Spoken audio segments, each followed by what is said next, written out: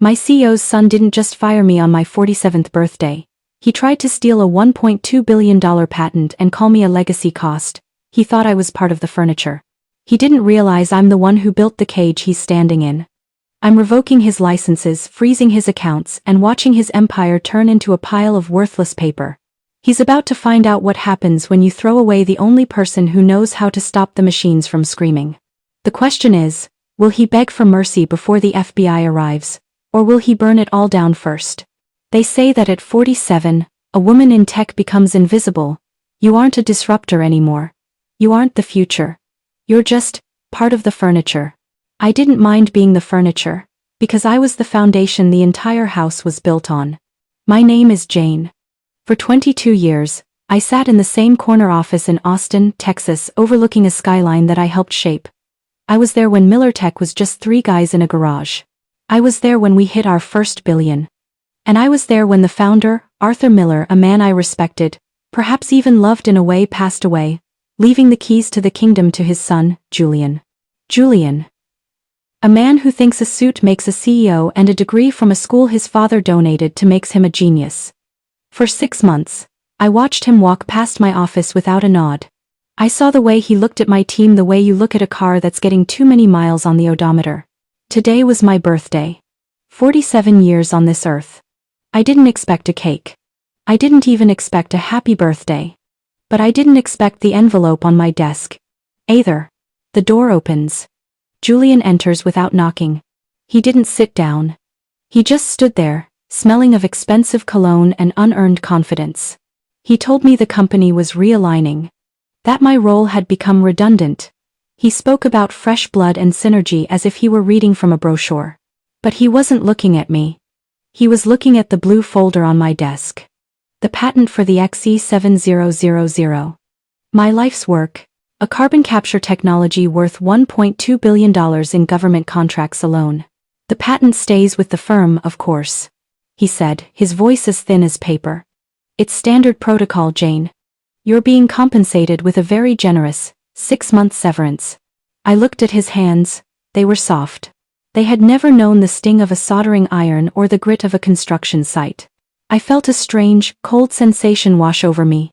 It wasn't sadness. It wasn't even anger. It was the feeling of a hunter realizing the prey has just walked into the trap. I understand, Julian, I said. My voice was steady. Too steady. I'll be out by 5. Before we go any further into the wreckage of what happened next, and look at the subscribe button. Most of you won't click it. You'll watch this story, you'll take the lessons I learned the hard way, and you'll walk away without giving back. If you're the kind of person who watches a house burn and doesn't call for help, then keep scrolling. But if you have a shred of loyalty to those who build the world you live in, subscribe now.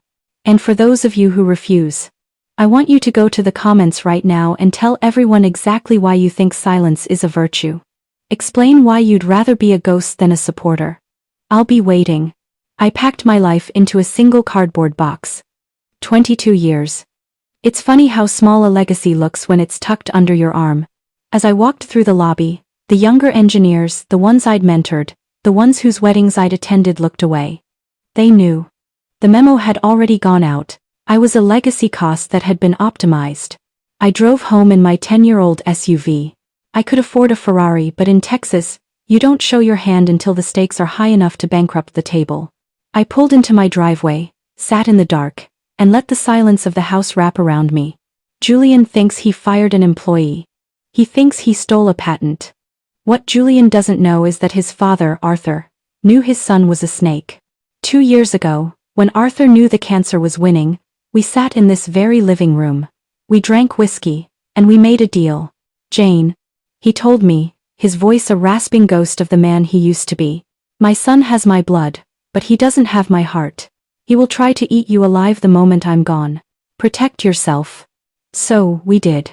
The XE7000 patent wasn't filed under Miller Tech. It was filed under Aegis Holdings, a shell company based in Delaware. Miller Tech was merely a licensee. A licensee whose contract had a very specific, very hidden clause. In the event of the termination of the lead developer without cause, the license is revocable within 24 hours. I opens a sleek black laptop. The screen glows on my face.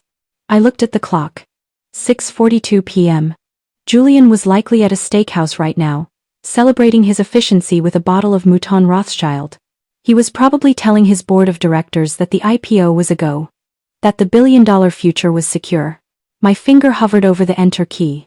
Once I press this, there is no going back. The company's stock will become worthless paper. The banks will freeze their credit lines. The empire will stop breathing. Julian wanted a world without me in it. Fine. Let's see how he likes it. Silence is a funny thing.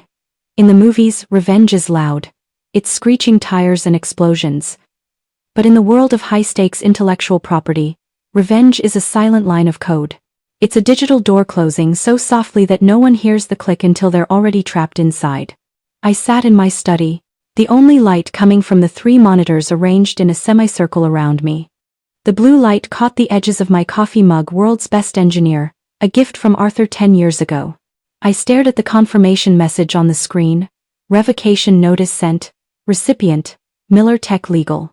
Status, delivered. It was 11 p.m. In the corporate world, this is the witching hour. The janitors are the only ones in the building, emptying trash cans and wiping down desks that will host a massacre by morning. I imagined Julian's office. I imagined the expensive leather chair I'd seen him reclining in earlier that day. He was probably asleep in his penthouse, dreaming of the cover of Forbes. He had no idea that the foundation of his skyscraper had just turned into sand. I pulled up the Miller Tech internal server. I still had my administrative credentials for another 4 hours, a classic Julian mistake. He was so eager to usher me out of the building that he forgot to tell IT to revoke my God mode access until the start of the next business day.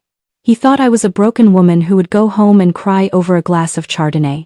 He didn't realize I was a technician who knew every vent, every wire, and every digital artery of that company. I began to watch. I watched the automated systems first. The XE7000 isn't just a design on paper. It's an integrated software-hardware ecosystem. Every carbon-scrubbing unit currently in trial at the West Texas facility relies on a heartbeat signal from the central server. Without the license key, my key, the heartbeat stops. I saw the first alert ping. A minor error log in a facility 300 miles away. To a junior tech, it would look like a momentary glitch. To me, it was the first cell of a cancer. I leaned back, my muscles aching. I'm 47. My back hurts if I sit too long. My eyes get tired. But as I watched those error logs start to cascade, I felt younger than I had in a decade. There's a specific kind of adrenaline that comes from knowing you are the only person in the world who can stop a catastrophe and choosing to let it happen. A notification pops up. An internal emergency high-priority chat has been initiated. I shouldn't have been looking, but I couldn't help it. I ghosted into the system integrity chat room. Tech, admin, Sarah, anyone seeing the handshake errors on the XE units? The authentication server is rejecting the Miller Tech ID. Legal, Junior, Mark, probably a server reset. Why are you guys up at midnight? Tech, admin, Sarah. Because if the handshake fails for more than 6 hours, the units enter hardlock mode. We'd need the master key to reboot. Does anyone have Jane's personal cell? I stared at my phone, sitting silent on the mahogany desk. I felt a pang of guilt for Sarah. I'd hired her. I taught her how to optimize those very servers. She was a good kid, caught in the crossfire of a war she didn't start. I'm sorry, Sarah. But when you burn down a forest to kill the wolves, the birds have to fly away. I closed the chat. I couldn't afford empathy tonight. Empathy is a luxury for people who haven't been discarded like yesterday's news. I moved my focus to the financial dashboards. This was where the real blood would flow. Miller Tech had been operating on a massive line of credit from Texas Industrial Bank, secured entirely by the projected revenue of the XE7000 patent. The moment that patent license was revoked, the collateral value of the company dropped from $1.2 billion to, well, the value of their office furniture, and a few aging patents for printer parts. I watched the risk assessment algorithms at the bank. They are automated, cold, and faster than any human. At 2:14 a.m., the algorithm detected the filing I'd made with the patent office. It triggered a material change in assets alert. The dominoes were moving now. I walked to the kitchen and poured a glass of water. My hands were shaking, Just a little. Not from fear, but from the sheer scale of it. I thought about Arthur. I wondered if he'd be disappointed. Or would he be proud? He always told me that in Texas, you don't own what you can't defend. Julian couldn't defend it. He didn't even know what it was. He thought the company was a name on a building. He didn't realize the company was the invisible threads of trust and intellect that I had woven for 20 years. My phone vibrates. A caller ID I haven't seen in months. It was Marcus, the chief financial officer. A man who had spent the last 6 months sucking up to Julian, trying to secure his own seat on the new board. I let it ring. It stopped. Then it started again. He was panicked. Marcus was a numbers guy. He'd seen the bank's automated freeze on the morning's payroll. Yes, Julian's efficiency had just resulted in the company being unable to pay its 500 employees their Friday bonuses. I went back to my monitors. The sun was starting to peek over the Austin horizon, a bruised purple and orange. The city was waking up, oblivious to the fact that one of its crown jewels was currently in cardiac arrest. I opened a private file I'd kept, a folder labeled Legacy. Inside were the personal emails Julian had sent to his buddies during his first week as CEO. I'd found them months ago while doing a routine security sweep. The old guard is a boat anchor, he'd written. Jane is the biggest one. She's got all the technical knowledge but none of the vision. I'm going to milk her for the XE7000 launch, then cut the line. Let her go retire in the suburbs with her cats. The future belongs to people who know how to sell, not people who know how to build. I don't have cats, Julian. I have the keys to your kingdom, and I just changed the locks. By 7 a.m., the internal Miller Tech Slack channels were a war zone. Rumors were flying. Why can't I log in? The West Texas site is reporting a total shutdown. Is it true Jane was fired? Then, the big one. The SEC filing. Because Miller Tech was in the quiet period before their IPO, any major loss of assets had to be disclosed immediately or risk federal prison. I had timed my revocation to hit the patent office at 5 p.m. the previous day, meaning the clock was ticking for Julian to tell the world he was broke. A news alert flashes on the screen. Market Watch, Miller Tech IPO in jeopardy? And there it is. The first crack in the glass. I stood up and stretched. My birthday was over. I was 47 years and 1 day old. I felt powerful. I felt dangerous. I felt like a woman who had spent 20 years building a cage, and finally decided to step outside and lock the door from the exterior. I took my phone, walked out onto my deck, and looked toward the downtown skyline. Somewhere in that cluster of glass and steel, Julian was screaming at a lawyer. He was realizing that he didn't fire an engineer. He fired the owner of his future. 8:15 a.m. In Texas, the sun doesn't just rise, it claims the land. It pushes through the blinds, exposing every speck of dust you missed while cleaning. I sat at my kitchen island, a cup of black coffee in my hands. No sugar, no cream. I wanted to taste the bitterness.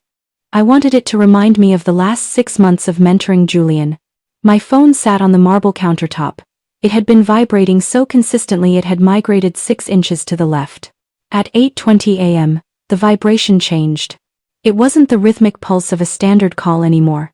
It was a frantic, repeated assault. I looked at the screen. Julian Miller. I didn't answer. Not yet.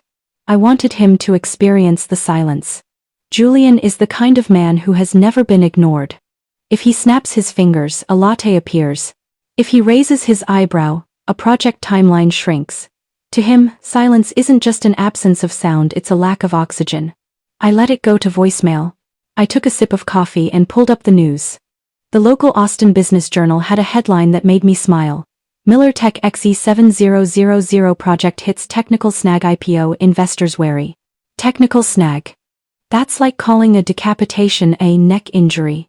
I waited exactly 3 minutes. I wanted him to have just enough time to listen to my voicemail greeting, the one I'd recorded 5 years ago, sounding professional, helpful, and eager to collaborate. Then, I called him back. Jane? Jane, thank God. Where are you? Why aren't you answering? We've got a massive system-wide glitch.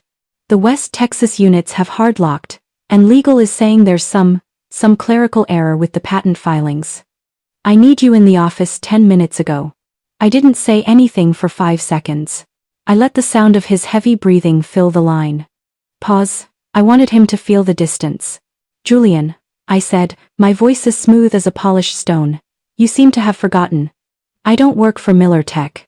I'm a legacy cost, remember? I'm currently realigning my morning. I was thinking about going for a walk. Jane, look, I might have been a bit hasty yesterday. The redundancy talk, that was just HR speak. We were just restructuring your package. But right now, the bank has frozen our operating capital because of a licensing discrepancy. They're saying we don't own the XC7000. That's impossible, my father told me. Your father told you to protect the company, Julian, I interrupted. He didn't tell you to protect it from me. A long silence on the line. The sound of a door slamming on Julian's end. What did you do, Jane? I stood up and walked to the window. In the distance, I could see the shimmering heat rising off the pavement. I didn't do anything, Julian. I simply exercised the clause in the Aegis Holdings contract. The one that says if the lead architect is terminated without cause, the license for the XE7000 technology reverts to the parent company. Which, as it turns out, is me. I am the parent company. The sound that came from him next. It wasn't human. It was a whimper. The sound of a man realizing he's been playing checkers against someone who owns the board, the table and the room they're sitting in. You can't do this, he hissed. I'll sue you. I'll tie you up in court for 20 years. I have the best legal team in the state. You have a legal team that you can't pay, Julian. Your accounts are frozen. The bank has already flagged the patent as contested collateral. By noon, the SEC is going to halt your IPO. And by tonight, well, the board of directors is going to realize that the only person who can turn the machines back on is the woman you escorted out of the building with a cardboard box. I hung up. I didn't wait for a response. I didn't need one. A knock at my front door. Firm. Professional. I walked to the door. I wasn't scared. I knew who it would be. I opened it to find two men in dark suits. They weren't lawyers. They were investigators from the Texas Commission on Environmental Quality. Miss Jane Sterling? One asked. Yes, I replied. We received an automated alert from the West Texas Carbon Capture Facility. The units have shut down. Without the scrubbing cycle, the sulfur emissions are spiking. If those units don't go back online in 4 hours, Miller Tech will be in violation of federal environmental law. They told us the only person with the override code is you. I looked at them. I looked at the black SUV idling at the curb. I'm sorry, gentlemen, I said leaning against the door frame, but I don't have an override code. I have a license agreement. And currently, Miller Tech is trespassing on my intellectual property. If you want those machines back on, you don't need me. You need a new CEO. I closed the door. I went back to my kitchen. I had 3 hours before the next domino fell. I decided to finally make that birthday breakfast I'd missed yesterday. 2 eggs, toast, and the quiet satisfaction of knowing that while Julian was drowning, I was finally learning how to breathe. 11:45 a.m. The boardroom of Miller Tech is on the 42nd floor. It's a room designed to make men feel like gods. Floor-to-ceiling glass, Italian leather chairs that cost more than a mid-sized sedan, and a table made of a single slab of polished ebony. I hadn't been invited. Technically, I was a trespasser. But when the security guard saw me, a man named Bill whose daughter I'd helped get into a coding boot camp, he didn't ask for my badge. He just nodded, his eyes full of a strange kind of respect, and held the elevator for me. I walked into the room mid-shout. Julian was at the head of the table, his face a shade of purple I'd only seen on expensive beats. Opposite him were the 5 members of the board, men who had made their fortunes on Arthur's brilliance and were now watching it evaporate in real time. It's a glitch. Julian was screaming, slamming his palm on the ebony. We have the lawyers working on the Aegis filing. It's a clerical error, a holdover from my father's senility. We'll have the machines back on by sunset. The machines won't be back on by sunset, Julian. You could have heard a pin drop on the thick carpet. Every head turned. Julian's eyes widened, shifting from rage to a desperate, ugly kind of hope, then finally to a cold, trembling fear. Jane, one of the board members, a silver-haired shark named Sterling, breathed out. Thank God. Fix this. Whatever the misunderstanding was with your exit. We'll double your severance. Triple it, Just get the West Texas site back online before the SEC freezes the IPO permanently. I didn't sit down. I walked to the window, looking out at the Austin sprawl. I could see the Miller Tech logo on the building across the street. It looked small from here. It's not a misunderstanding, Sterling, I said, my voice calm, almost melodic. And I don't want a severance package. I'm not here as an employee. I place a thin manila folder on the table. It slides perfectly to the center. As of 9 a.m. this morning, I continued, Aegis Holdings has initiated a default transfer. Because Miller Tech is currently in breach of the environmental safety protocols required by the XE7000 license. The license hasn't just been revoked. It has triggered a buyback clause. Julian lunged for the folder, his hands shaking as he flipped through the pages. This is insane. This says you have the right to acquire Miller Tech's majority voting shares if the company's valuation drops below a certain threshold due to technical negligence. Which happened about 40 minutes ago, I said, finally looking him in the eye. When the bank officially downgraded your credit rating to D for default. I watched the board members. They weren't looking at Julian anymore. They were looking at the folder. They were sharks, and they smelled blood in the water. But for once it wasn't mine. You can't do this, Julian whispered. He looked smaller now. The expensive suit looked 2 sizes too big. This is my father's company. It's my name on the door. It was Arthur's company. I corrected him, my voice dropping to a cold, hard edge. He built it with sweat and brilliance. You're just the man who inherited the steering wheel and drove it into a wall because you thought the person who built the engine was redundant. I turned to Sterling. The EPA is downstairs. They're preparing to levy fines that will bankrupt this firm by Friday. The IPO is dead.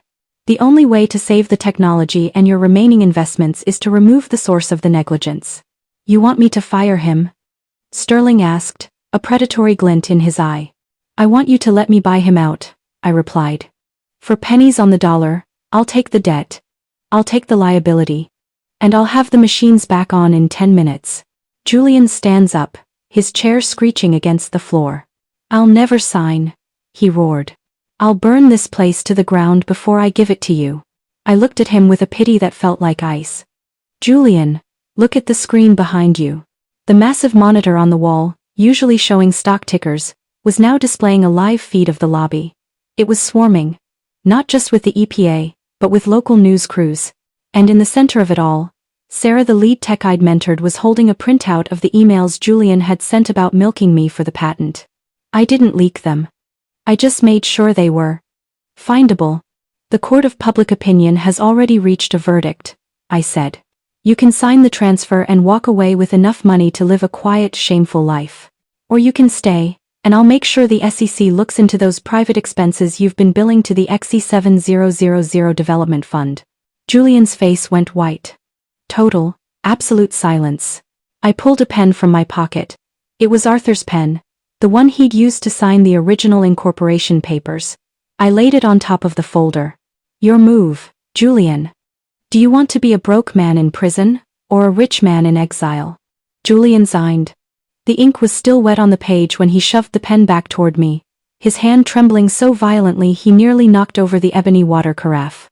He didn't look at me. He didn't say a word. He just turned and walked out, his footsteps sounding thin and frantic on the marble. He left behind the smell of his expensive cologne and the ruins of a life he never actually earned. The board members shuffled out shortly after. They offered me stiff performative handshakes, the kind men give when they've realized they're no longer the smartest people in the room and are terrified you'll notice. Sterling was the last to leave. He paused at the door, looking at me with a mixture of greed and caution. The press conference is in 2 hours, Jane, he said. Make sure the machines are humming by then. We have a reputation to salvage. I didn't answer him. I didn't even look up. I just sat there. I was alone. I was 47 years old, and I was the CEO of a billion-dollar empire. I had won. I had taken everything from the man who tried to erase me. So why did I feel like I was sitting in a graveyard? I walked over to the head of the table, the seat Arthur had occupied for 2 decades. I pulled out the chair. It felt heavy, pretentious. I sat down, and for the first time in 22 years, I let myself cry. It wasn't a cry of relief. It was the sound of a woman mourning the person she had to become to survive this. I looked at my hands. They were the same hands that used to build prototypes, the same hands that used to high-five Arthur after a successful test run. Now, they were the hands of a corporate executioner. My phone buzzes. It's an old photo notification. I looked at the screen. It was a photo from 3 years ago. It was Arthur, Julian, and me at the company Christmas party. Arthur had his arm around both of us. He looked so proud. Julian was laughing, really laughing, before the weight of his father's shadow turned him into a monster. I remembered what Arthur whispered to me that night. "Jane, you're the daughter I should have had. Promise me you'll look after the work, not the money, the work." "I'm sorry, Arthur. I had to kill the son to save the work." I stood up and wiped my eyes. The luxury of grief was over. I had 10 minutes to get the West Texas site back online before the environmental damage became irreversible. I opened my laptop and entered the master override. Command: Restore license handshake. Target: West Texas facility units 1 to 500. Status: Executing. I watched the data streams turn from red to green. It was beautiful. A digital heartbeat returning to a dying body. Across the state, giant fans began to spin. Chemicals began to react. The air began to get just a little bit cleaner. But as the green lights flickered on my screen, a new notification appeared in my private inbox. An encrypted message from an unknown sender. The subject line read, "Arthur didn't tell you everything." I felt a cold shiver crawl up my spine. The revenge was supposed to be over. The story was supposed to end with me in the big chair. But as I clicked the message, I realized that Julian wasn't the only one with secrets. And some secrets are buried in foundations for a reason. The file begins to download. It's a video file labeled Final Will, Appendix B time. I stared at the progress bar. 98%. 99%. If Julian was a snake, what was Arthur? And what had I actually just bought? My heart was hammering against my ribs like a bird in a cage. I've spent my life measuring things: volts, pressure, atmospheric carbon. I like things that can be quantified. But the look on Arthur Miller's face in this video, that was something I couldn't measure. It was the look of a man who had already seen the afterlife and found it wanting. The video was recorded just 3 weeks before he died. He was in his library, the one with the green shaded lamps and the smell of old leather and expensive scotch. He looked directly into the camera. He looked directly at me. "Jane. If you're seeing this, it means my son did exactly what I feared he would. It means you've taken the company back. And it means you're now the owner of a very beautiful, very expensive lie." I felt the air leave my lungs. A lie? I'd spent 2 decades building his dreams. I'd sacrificed my 30s and half of my 40s for his vision. The XE7000. It works, Jane. You're a genius. But the licensing, the Aegis Holdings shell company. It wasn't just to protect you from Julian. It was to hide the debt. I didn't just borrow money from the banks, Jane. I borrowed it from people you don't say no to. People who don't care about patents. They care about control. The video cut to a series of scanned documents. Not engineering blueprints, ledger sheets. I saw names I didn't recognize, entities based in offshore tax havens that made the Cayman Islands look like a lemonade stand. Arthur had used the XE7000 my technology as collateral for a shadow loan to keep Miller Tech afloat during the 2018 crash. But the collateral wasn't just the patent. It was a backdoor. A way for these investors to bypass the carbon scrubbing filters and use the infrastructure for something else entirely.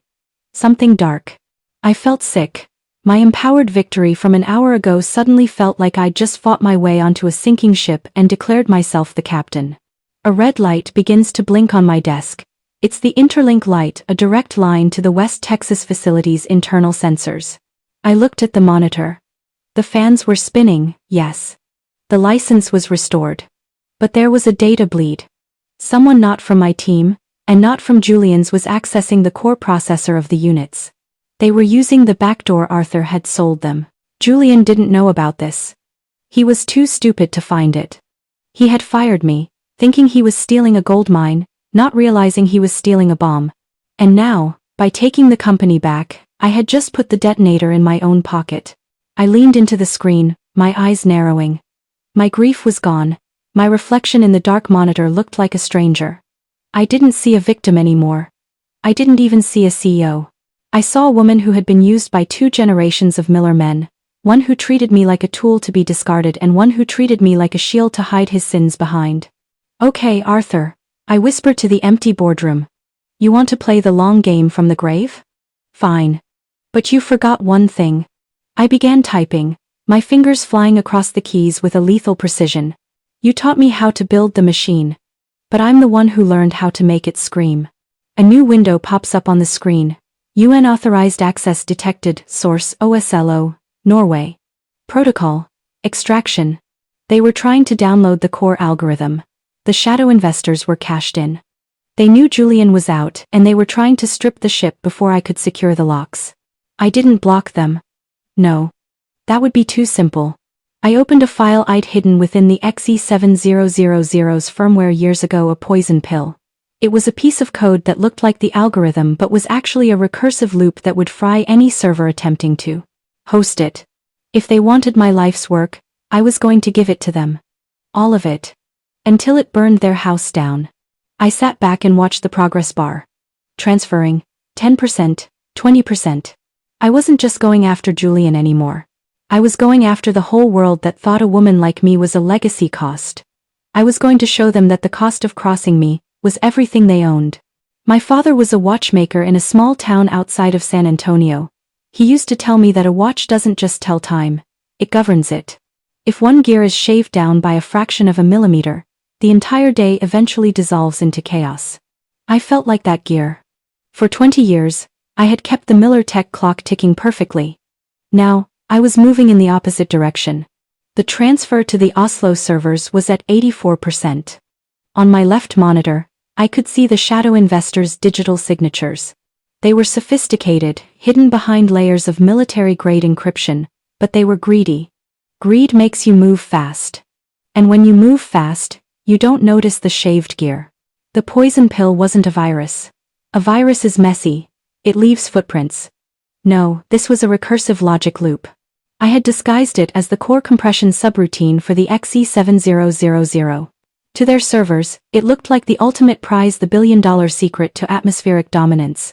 But once it reached 100%, it wouldn't just sit in their database. It would begin to optimize every other file it touched. It would optimize them into nothingness. A video call window forced itself open on my center screen. No caller ID, just a black screen. Miss Sterling, a voice said. It was distorted, filtered through a modulator, sounding like gravel being crushed by silk. You've been very busy this morning. We were under the impression that Julian was the problem. We didn't realize the problem was an employee with delusions of ownership. I didn't flinch. I leaned forward, the glow of the screen reflecting in my glasses. I'm not an employee, I said, my voice like ice. I'm the owner of the intellectual property you're currently stealing. And if I were you, I'd look at your cooling systems. Your servers in Oslo are running about 20 degrees hot. There was a muffled sound on the other end. A panicked command whispered in a language I didn't recognize. Arthur Miller owed us a debt, the voice hissed. That debt didn't die with him. It was secured by the technology. If you interfere with the extraction, we won't just take the company. We will take everything you have ever touched. I almost laughed. They were using the same script Julian used. The same script men have used for centuries to keep people like me in their place. They think power is about threats. They don't realize that true power is about leverage. I'm not interfering, I whispered. I'm helping. Look at your progress bar. 100%. The transfer is complete. On the monitor, the transfer complete window turns blood red. A system-wide alarm begins to beep in the background of the voice call. What did you do? The voice screamed, the distortion failing as the caller's real panic broke through. I gave you exactly what you wanted, I said, watching the data stream in Oslo begin to collapse. I gave you the future. I just forgot to tell you that the future is very, very heavy. Your servers are currently trying to calculate a mathematical paradox I wrote into the firmware. They'll keep trying until the hardware physically melts. I reached out and clicked the end call icon. The silence that followed was heavy. I sat back in Arthur's chair. My birthday gift to myself was finally complete. I had fired the son. I had outsmarted the father's ghosts, and I had just blinded the most dangerous people in the world. But as I looked at the dark monitors, I realized the first turning point had been reached. I wasn't just defending my job anymore. I was in a war. And in a war, you don't stay in the same place for long. I grabbed my bag and Arthur's pen. I didn't head for the elevator. I headed for the service stairs. I knew the security cameras would be glitching for the next 10 minutes. Julian thought I was a boat anchor. He was wrong. I'm the ice beneath the ship, and I've only just started to crack. Did you see the look on her face? That wasn't just revenge. That was a masterclass. She didn't just stop them. She made them destroy themselves. But now the shadow investors know her name. They know her face. She's officially the most dangerous woman in Texas, and she's on the run.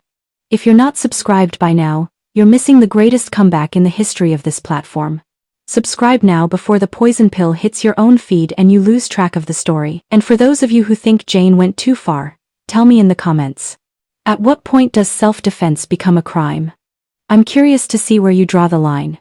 There's a specific kind of heat in the Texas Hill Country. It's not just the temperature, it's the weight of the air. It feels like the land itself is trying to press you into the dirt. I sat in the cab of Arthur's old 1978 Ford, the steering wheel hot beneath my palms. This ranch wasn't on the Miller Tech balance sheets. It wasn't in Julian's inheritance portfolio.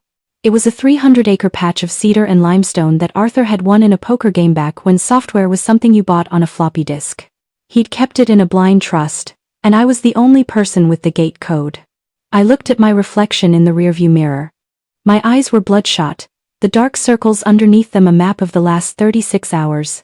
I looked 47. I looked tired, but behind that fatigue, there was a spark I hadn't seen in years, the spark of a woman who had nothing left to lose and an entire empire to dismantle. I reached into the passenger seat and pulled out my go bag. Inside wasn't money or clothes. It was hardware.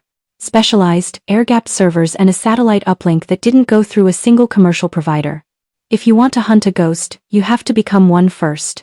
As I step out of the truck, a drone hums overhead, a small, black shadow against the blinding sun. I didn't look up. If I looked up, I'd be acknowledging them. I walked toward the small stone cabin at the center of the property. It was built in the 1880 seconds, walls 3 feet thick. Perfect for blocking thermal imaging. As I reached the porch, the drone dipped low, its camera lens glinting like a predatory eye. I didn't run. I reached into my pocket, pulled out a small, handheld device no bigger than a garage door opener, and pressed the red button. The drone didn't just fall. It died in midair. A localized EMP burst. One of the perks of being the person who designed the XE7000's power grid is knowing how to weaponize the air around you. Nice try, boys, I muttered, kicking the broken plastic remains off my porch. But you're playing in my backyard now. I went inside. The air was cool and smelled of cedar and dust. I set up my workstation on a heavy oak table. Within minutes, I was back in the digital ether. I needed to test them. The shadow investors, the ones from the Oslo call, were smart, but they were arrogant. They thought I was hiding. I wanted them to think I was desperate. I opened a honeypot account at a second-tier brokerage in Houston. I moved $50,000 into it, enough to be noticed, not enough to be my life savings. I labeled the account Sterling Project Exit. Then, I waited. On the screen, a notification pops up. Unauthorized login attempt. Houston, TX. IP address, masked. They bit faster than I expected. They weren't just watching my accounts. They were stalking my digital shadow. They thought they were tracing me to a hideout in Houston. They didn't realize that the login was being routed through a relay I'd set up in a public library 3 counties away. I watched them enter the account. I watched them plant a tracker in the subfolders. I let them do it. I wanted them to feel like they were closing in. Because a hunter who thinks they're winning is a hunter who stops looking at their own feet.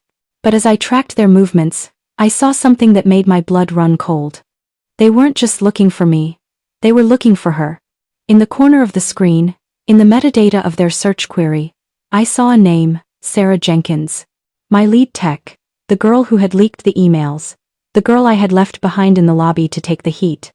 I thought I was being surgical. I thought I was the only one in the line of fire.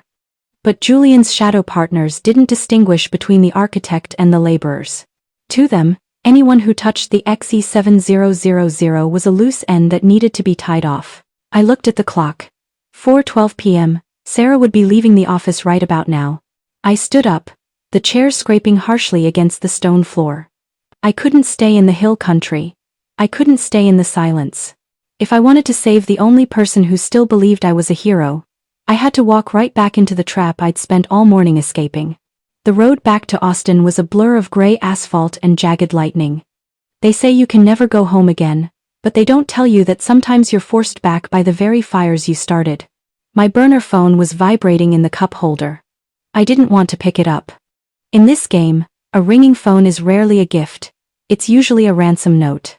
But the caller ID, a scrambled string of digits, was the same one Julian had used from the boardroom. I swiped at the screen. I didn't say hello. I just listened to the rain and the static. Jane? Jane, please. You have to listen. I'm at the West Texas site. I came here to. I don't even know. I wanted to see it one last time. But they're here, Jane. Men I've never seen. They have Sarah. My grip tightened on the steering wheel until my knuckles turned white. Deep breath. The betrayal wasn't the shock anymore. The shock was the sheer, brutal efficiency of the people Arthur had invited into our house. Julian, breathe, I said, my voice dropping into that low mechanical tone I use when a project is failing. Where exactly are they? And why are you calling me? Because they don't want the money, Jane. They found the poison pill. Their servers in Oslo. They're gone. They lost billions in data. They're not here to negotiate. They told me. They told me to tell you that the architect has to come and fix the foundation, or they'll start demolishing the staff. I felt a coldness settle in my stomach that had nothing to do with the Texas rain. This was the midpoint. The moment where the irony of my revenge turned into the reality of my consequences. I had dismantled Julian's life with surgical precision, but I had been so focused on the snake in front of me that I didn't see the hydra behind him. Give them a message, Julian, I said, my voice a whisper. Tell them I'm 30 minutes away. And tell them if there's so much as a scratch on Sarah, I'll trigger the secondary loop. I won't just fry their servers. I'll leak their tax havens to every intelligence agency from Langley to Moscow. The line goes dead. Not a hang-up, a forced disconnect. I threw the phone onto the passenger seat. I wasn't going to the West Texas site.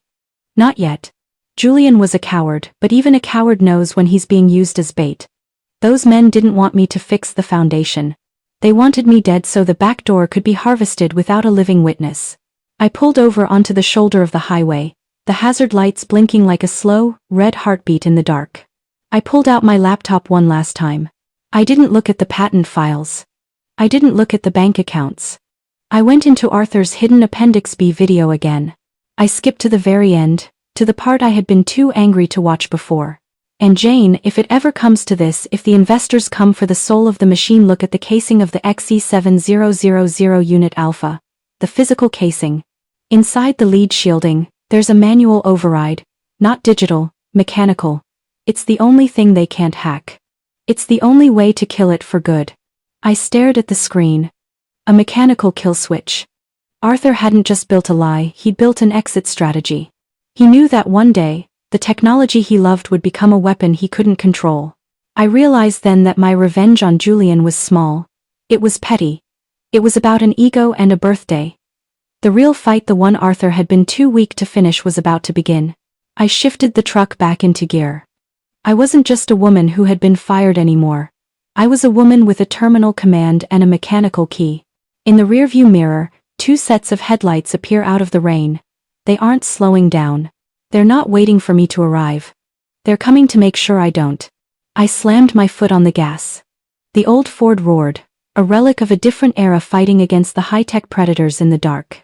I had 20 miles of wet road, a laptop full of poison, and a ghost in my ear telling me how to end it all. The headlights in my mirror were no longer just lights. They were twin stars of a dying world, closing in fast. They didn't want a conversation. They didn't want a legal settlement. They wanted the ghost in the machine to stop breathing. I was coming up on the Pennybacker Bridge. It's a beautiful piece of architecture, weathered steel arches that span the Lake Austin portion of the Colorado River. At night, in the rain, it looks like the ribcage of a leviathan. The SUV behind me lunged. It clipped my rear bumper, a jarring thud that sent a shockwave through my spine. My truck fishtailed, the tires screaming against the wet asphalt. Not today, I hissed, white-knuckling the wheel. I knew this bridge better than any driver in Austin. I had helped design the smart lighting and sensor grid that monitored its structural integrity back in 16. To everyone else, this was a road. To me, it was a circuit board. The SUV pulls alongside. The passenger window rolls down. A dark silhouette levels a device, not a gun, but a high-frequency jammer. They were trying to kill my engine remotely. Most modern cars would have shut down instantly, their computers fried. But they forgot what I was driving. My '78 Ford didn't have a computer. It had a carburetor, a distributor cap, and the stubborn will of a machine built before the world went digital. My turn. I whispered. I reached for the modified XE7000 prototype sitting in the passenger footwell. It was a portable carbon scrubber, but I had spent the last 20 miles rewiring the intake. If you reverse the polarity on the ionizer, it doesn't clean the air, it creates a localized, high-density magnetic field. I counted the bridge supports. 1, 2, 3. I slammed on the brakes. The SUV, expecting me to accelerate, overshot me by a car length. I flipped the toggle on the prototype. The magnetic pulse didn't just kill their jammer.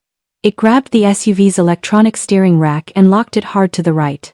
I watched, my breath hitching, as the sleek black vehicle veered sharply, its tires catching the curb before it spun out, slamming into the steel girders with a sickening crunch of metal on metal. I didn't stop to see if they were alive. I didn't have the luxury of mercy. I floored it, the Ford's engine roaring as I crossed the now dark bridge. The facility was only 5 miles away. I could see the glow of the West Texas units on the horizon, not the steady green of a healthy system but a rhythmic, pulsing red. The back door was being forced open.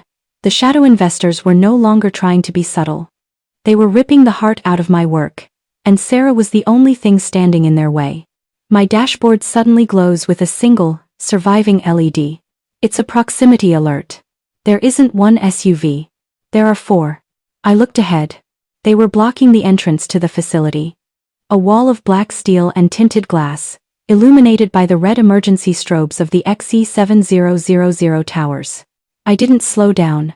I reached for Arthur's pen in my pocket and felt the cold steel of the mechanical key I'd hidden inside it. I built this world, Arthur, I said, my voice steady as the truck hit 80 miles per hour. And I'm the only one allowed to burn it down. Gravity is a concept engineers spend their lives trying to balance. But when you're spinning at 60 miles per hour inside 3 tons of American steel, gravity becomes a very personal enemy. I felt the truck settle on its side. The smell of gasoline and burnt ozone filled the cab. My head throbbed, a hot trickle of blood running down my temple and into my eye. I blinked, the world coming back in fractured pieces. Through the shattered windshield, the facility entrance was a ruin of twisted black SUVs and smoke. I had made it through. Barely. I kicked at the driver's side door, now the ceiling, and hauled myself out into the rain. The air was thick with the smell of sulfur. The XE7000 units were screaming, their cooling fans spinning at frequencies they were never designed to handle. That's when I saw him. Julian. He wasn't the man I'd seen in the boardroom. His suit was torn, his hair plastered to his forehead, and his face was a mask of pure, unadulterated terror. He was standing near the main intake valve, clutching a red emergency flare like a holy relic. Jane! He screamed over the roar of the machines. They're in the sublevel. They've got Sarah hooked into the terminal. They're forcing her to bypass the poison pill. A shadow moves behind Julian. A tall man in a tactical vest steps out of the smoke, a suppressed pistol aimed at Julian's head. I didn't think. I didn't calculate the torque or the trajectory. I reached into my belt and pulled out the ionizer prototype, the one that had saved me on the bridge. It was sparking, its casing cracked, but the core was still humming. Let him go, I said. My voice wasn't loud, but it cut through the mechanical scream of the facility like a knife. The man in the vest didn't flinch. The architect. Finally. Drop the device, Miss Sterling. Or the boy dies, and we spend the next hour making the girl's life very, very short before we kill her too. I looked at Julian. He was shaking. This was the boy who thought he could lead an empire because his last name was Miller. And yet, in the face of real darkness, he was just a scared kid holding a piece of fire. Julian, I said, my voice steady. Do you remember what your father said about the failsafe, the mechanical one? Julian's eyes went wide. He looked at the intake valve behind him. The heavy lead shielding. He knew. For all his faults, he was a miller. He knew the blueprints. You can't, Julian whispered. If you hit the mechanical kill switch while the pressure is this high. The whole facility, the environmental backlash. The facility is already dead, Julian, I said. We're just deciding who goes down with the ship. The man in the vest shifts his aim toward Jane. His finger tightens on the trigger. I didn't fall. I triggered the ionizer one last time, not at the man but at the overhead power lines. In the darkness, I wasn't an aging engineer. I was the ghost who knew the layout of every wire in this building. I moved. The man fired again, but I was already behind the cooling stack. I heard Julian scream, not in pain but in a final, desperate burst of courage. He threw the flare. Not at the man, but into the chemical intake. The distraction was enough. I lunged for the sublevel stairs. I had to get to Sarah. I had to hit the switch. But as I descended into the bowels of the facility, the ground began to shake. The domino effect had started. By cutting the power, I had stopped the data theft, but I had also killed the cooling pumps. The XE7000 wasn't just a carbon scrubber anymore. With the internal pressure rising and no power to vent it, it had become a $1.2 billion pressure cooker. And I was inside it. The sublevel of the West Texas facility feels like the belly of a dying whale. It's damp, dark, and smells of ozone and old secrets. I moved through the shadows, my hand pressed against the cold concrete wall to keep my balance. My shoulder burned where the bullet had grazed me, but the adrenaline had turned the pain into a dull, distant throb. I reached the central hub. The emergency lights were flickering a rhythmic, sickly yellow, and there, strapped to the operator's chair, was Sarah. Her face was bruised, her glasses cracked. She was staring at the terminal screen with a hollow, terrified intensity. And standing over her, his hand resting almost casually on her shoulder, was Sterling. Sterling, the silver-haired shark from the board. The man who had sat at Arthur's right hand for 2 decades. The man who, 2 hours ago, had asked me to salvage the reputation of the company. I expected the hired help to fail, Jane, Sterling said. His voice was no longer filtered through a modulator. It was the same cultured, boardroom baritone I'd heard 1,000 times, but I didn't expect you to survive the bridge. You always were remarkably durable. I stepped into the light. Arthur's pen, the mechanical key clutched in my hand like a dagger. You were the shadow investor, I said. My voice was a low growl. You weren't trying to save the company, Sterling. You were trying to strip mine it before anyone realized you'd already sold the soul of the technology to Oslo. Sterling smiled. It was a cold, empty thing. Arthur was a dreamer, Jane. Dreamers are expensive. He ran out of money years ago. I simply provided the bridge. The back door was the interest on the loan. It's just business. Business? You kidnapped a 24-year-old girl. You tried to run me off a bridge. You're not a businessman, Sterling. You're a scavenger. Sterling pulls a small, sleek remote from his pocket. A single blue light glows on it. I'm a pragmatist, Sterling corrected. Sarah here has almost finished bypassing your poison pill. Once the data is secure in the offshore cloud, I'll trigger the demolition charges I've placed on the XE7000 core. The environmental accident will cover all the evidence. Julian will be the scapegoat, the incompetent son who pushed the machines too hard, and I'll be the grieving board member who moves on to the next venture with $500 million in his pocket. I looked at Sarah.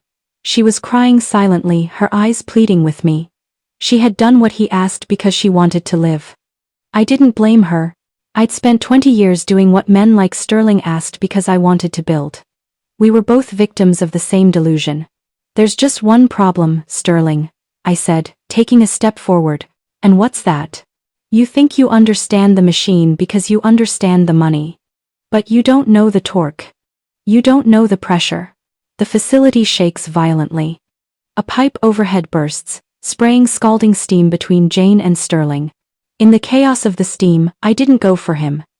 I went for the casing. Arthur's words echoed in my head, the physical casing. Inside the lead shielding, I lunged for the Unit Alpha terminal. Sterling shouted, a muffled sound behind the wall of white vapor. I heard a gunshot, the bullet pinging off the heavy lead shielding next to my ear. I ignored it. I shoved Arthur's pen into the small, circular indentation at the base of the machine. I twisted. The panel fell away. Inside wasn't a computer chip. It was a series of brass gears and a heavy iron lever. The mechanical soul of the machine. "Jane, don't!" Sterling screamed, his voice finally breaking into panic. "If you drop that pressure manually, you'll ruin the patent. It'll be worthless." I looked at him through the steam. I looked at the man who had spent 40 years valuing paper over people. "Good," I said. I grabbed the lever with both hands and pulled. Silence can be a weapon. I've used it in boardrooms to make men uncomfortable. I've used it in laboratories to listen for a failing bearing. But the silence that followed me pulling that lever, it felt like the world had stopped breathing. Sterling stood frozen, his pistol lowered, his face pale in the dying amber light of the emergency monitors. He looked at the terminal. He looked at the pressure gauges dropping to zero. He had lost his leverage. He had lost his data. He had lost his payday. But Sarah wasn't looking at Sterling. She was staring at the main terminal. Her hands, still bound by zip ties to the armrests, were trembling. "Jane," she whispered. Her voice was thin, echoing in the cavernous sublevel. "Look at the screen." It didn't crash. I walked toward her, my boots crunching on glass. Sterling didn't move to stop me. He looked broken, a man who had suddenly realized he was standing in a tomb instead of a vault. I looked at the monitor. The poison pill loop had stopped. The Oslo extraction had been severed. But in its place a new window had opened.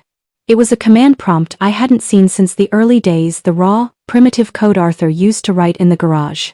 A text cursor blinks steadily. New lines of text begin to scroll at a lightning-fast pace. Identified. Jane Sterling. Authentication. Mechanical override tripped. Message encrypted. The last resort. I felt a chill that started in my marrow. Arthur hadn't just given me an exit strategy. He had given me a confession. The screen flickered, and a final video file began to play. It wasn't the library video. This was Arthur in a hospital bed, his eyes sunken, his voice barely a rattle. "Jane, if you pulled the lever, it means Sterling finally showed his hand. It means you've realized that I wasn't just hiding debt. I was hiding the truth of the XE7000. It doesn't just scrub carbon, Jane. It monitors it. The back door wasn't for investors to steal data. It was for the government to track the global footprint of every corporation on Earth. I built a spyglass and told the world it was a filter. I looked at Sterling. He didn't look surprised. He looked horrified. "You knew," I whispered. "You didn't want the data to sell it to Oslo. You wanted to destroy it because if that tracking data went public, your friends, the ones who funded the backdoor, would be exposed for the environmental crimes they've been committing for 40 years. The facility's external speakers suddenly crackle to life. A voice echoes from the surface. "This is the FBI. Secure the perimeter. No one leaves." The irony hit me like a physical blow. Julian had called the EPA. I had called the shadow investors' bluff. But Arthur had set a dead man's switch that alerted the only people more powerful than Sterling's investors. "It's over, Sterling," I said. I reached out and cut Sarah's zip ties with a pocket knife. Sterling looked at the stairs, then at the gun in his hand. For a second, I thought he was going to use it on me, or on himself. But the man was a coward at heart. He dropped the weapon. It clattered against the concrete, a dull, insignificant sound. "You've ruined us all, Jane," he hissed. "There is no Miller Tech after this. There is no legacy. You'll be in a deposition for the next 10 years. You've won a pile of ashes." I helped Sarah stand up. She leaned against me, her body shaking with relief. "Maybe," I said, looking up toward the surface, where the sirens were finally beginning to drown out the rain. "But at least the air is finally clear. They say that in Texas, if you don't like the weather, just wait 5 minutes. I suppose the same could be said for power." I sat on the tailgate of my ruined Ford, a thermal blanket draped over my shoulders. My truck was a wreck, a crumpled monument to a night of desperate decisions. A few yards away, Sarah was being checked by a paramedic. She looked small, wrapped in a blanket, but when our eyes met she gave me a nod. A look of shared survival that no HR manual could ever describe. I watched as the FBI agents led Julian out of the facility. He looked pathetic. He wasn't the arrogant heir anymore. He was just a man who had realized that his name was a lead weight dragging him to the bottom of the ocean. He didn't even look at me as they put him in the car.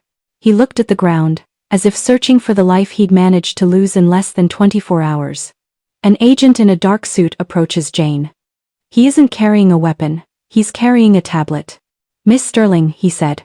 "My name is Agent Miller, no relation. I've spent the last 3 hours looking at the data you released when you pulled that manual override. You realize you've just initiated the largest environmental fraud investigation in global history." I took a sip of lukewarm coffee from a paper cup.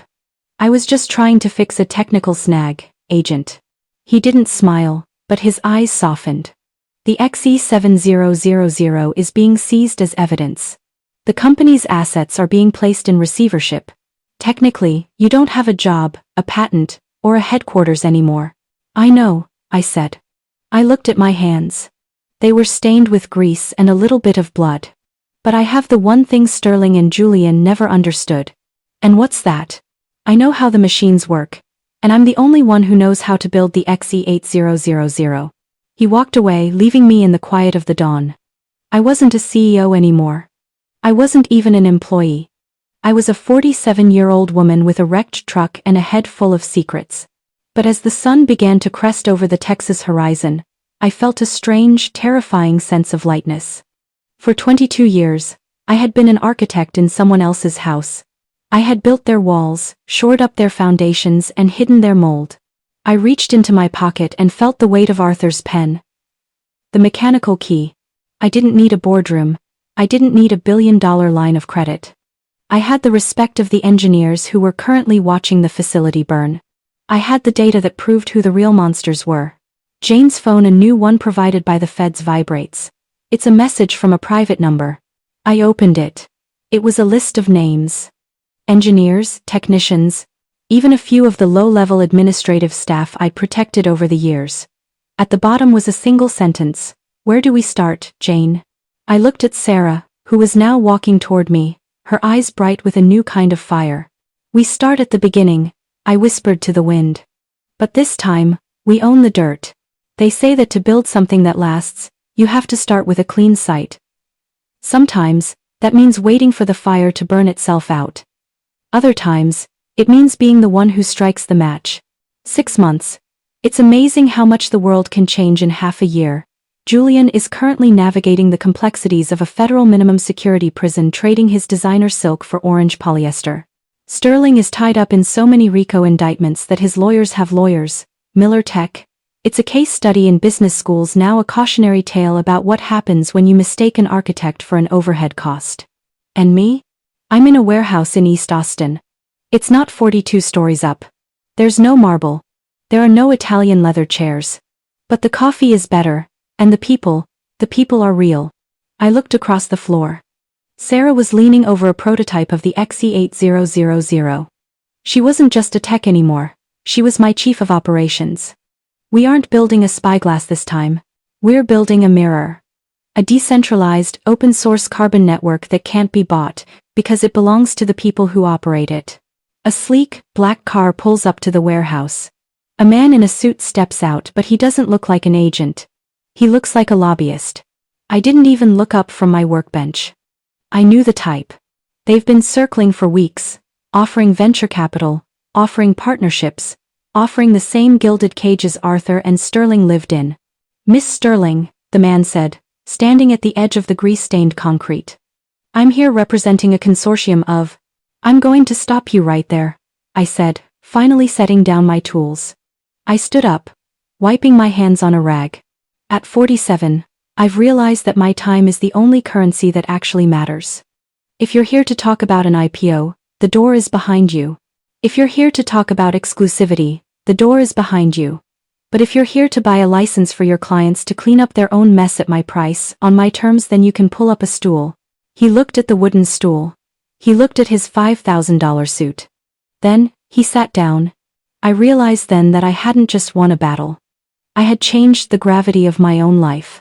I used to be afraid of being redundant. I used to be afraid of the fresh blood Julian talked about. But as I looked at the diverse, brilliant team working around me, the legacy costs, and the fresh blood working side by side, I realized that true power isn't a title. It isn't a patent. Power is knowing that if you lost it all tomorrow, you'd still have the calluses on your hands and the knowledge in your head to build it back by Tuesday. I walked to the large window at the front of the shop. The Austin skyline was still there, shimmering in the heat.